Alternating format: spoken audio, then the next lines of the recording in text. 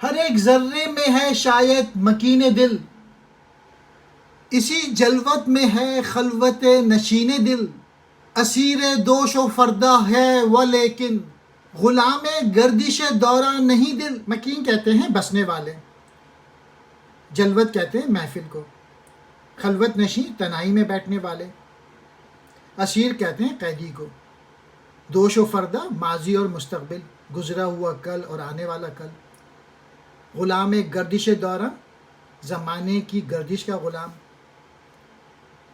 ہر ایک ذرے کے پہلو میں ایک دل موجود ہے، اور اسی محفل میں دل تنہائی کے مزے لوٹ رہا ہے، اگرچہ وہ گزری ہوئی کل اور آنے والے کل کی قید سے آزاد نہیں، لیکن زمانے کی گردش غلام بھی نہیں ہے۔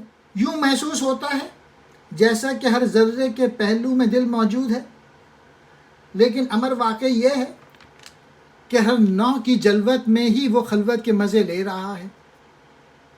اگر دل ماضی اور مستقبل کی حدود کا پابند ہے، اس کے باوجود زمانے کی گردش غلام نہیں، بلکہ عملاً آزادی اس کا محور۔ ویب سائٹ بنائیے، اس کا نام ہے iqbaleasy.com۔ اس میں علامہ اقبال کی تمام کتابیں ان کو ایکسپلین کر دیا ہے، موقع لگے تو چیک کیجیے گا۔